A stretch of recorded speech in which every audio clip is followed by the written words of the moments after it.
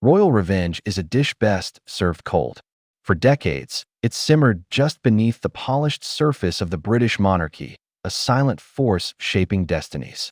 But what happens when that cold revenge is finally brought to a boil?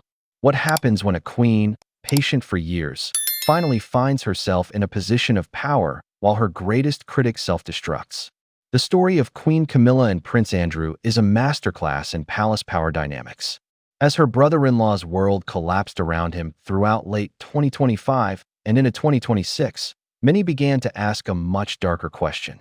Was this the moment Queen Camilla finally got her calculated revenge on the man many insiders had long called poisonous? Section 1. The backstory of betrayal. The bad blood between Camilla and Prince Andrew is the stuff of royal legend, whispered about for years by palace insiders. To them, Andrew wasn't just the Queen's second son. He was a gatekeeper, a traditionalist who saw Camilla as a threat to the monarchy's very survival. According to seasoned royal author Angela Levin, Andrew actively campaigned against his brother Charles marrying Camilla. He reportedly saw her as not aristocratic enough and untrustworthy, and he allegedly pleaded with his mother, Queen Elizabeth II, to block the union. He apparently saw himself as a defender of the old guard, a shield against the modern direction Charles and Camilla were headed. While we can't know what the late Queen truly thought, Andrew's pattern of behavior was clear. He seemed to view himself as the true heir to his mother's traditionalist vision. This sense of superiority is said to have fueled his disdain for Camilla. He didn't see her as a loving partner for his brother, but as a fatal flaw in the royal line. Insiders have long called Andrew poisonous, a source of constant palace drama and negativity. He represented a part of the family that fought against change, and Camilla was the ultimate symbol of that change. For years, she had to endure this cold shoulder and internal opposition. She had to play the long game, proving her loyalty through years of service.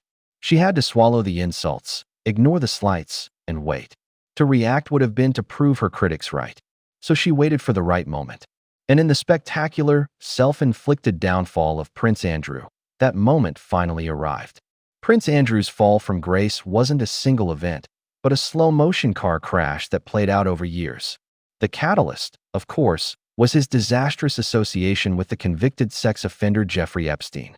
His denials, most notoriously in the 2019 BBC Newsnight interview, came across to the public not as a defense, but as a display of stunning arrogance and a complete lack of empathy for the victims.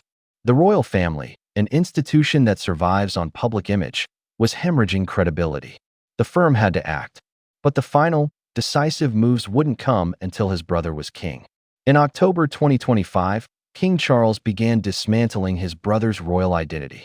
Buckingham Palace announced that Andrew would no longer use his Royal Highness style, and his dukedom was effectively rendered dormant. He was being systematically cut out of public life. The pressure kept mounting. King Charles, with the reported backing of Prince William, made it clear that Andrew's residence at Royal Lodge, a sprawling 30-room mansion, was no longer appropriate. The image of a disgraced prince living in such opulence was disastrous for a monarchy trying to look more modern and cost-effective. Then, the situation became critical. On February 19, 2026, the unthinkable happened. Prince Andrew, the son of a queen, was arrested on suspicion of misconduct in public office. He was held for 11 hours before being released under investigation. The image of a prince being questioned by police sent shockwaves through the nation. King Charles issued a swift statement, stressing that the law must take its course and expressing the family's profound sympathy for all victims of abuse. The poisonous prince was now a pariah. His titles were gone. His reputation was shattered. He was weakened, isolated, and publicly disgraced. And for Queen Camilla, the stage was now set.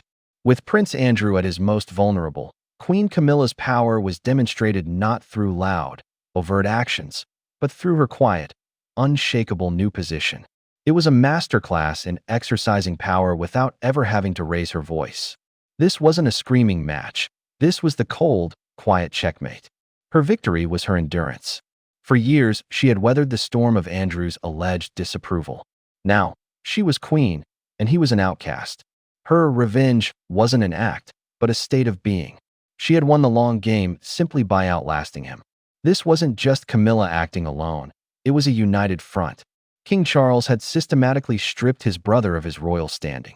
Prince William was also reportedly a key figure in the push to remove Andrew from the center of royal life, determined to safeguard the monarchy's future. Together, they built a wall around the institution. And on the other side of that wall stood Prince Andrew, a prince in name only, erased from the family portrait.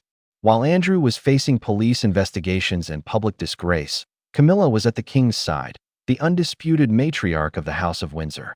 Her every public appearance as queen served as a quiet reminder of her victory. She didn't need to make pointed speeches or wear symbolic jewels. Her position on the throne said it all. It was a brutal, methodical, and impeccably executed campaign of institutional survival. The story of Queen Camilla and Prince Andrew is more than just a family feud. It's a story about power, patience, and the slow, grinding wheels of justice. For years, Camilla endured the opposition from a prince who reportedly believed she was unworthy. She waited, she served, and she watched as he, through his own arrogance and appalling choices, brought about his own ruin. And when he was at his lowest, she didn't need to gloat or issue a triumphant statement. Her newfound status was the statement. She used her platform as queen to champion her causes, reinforcing her role as a powerful and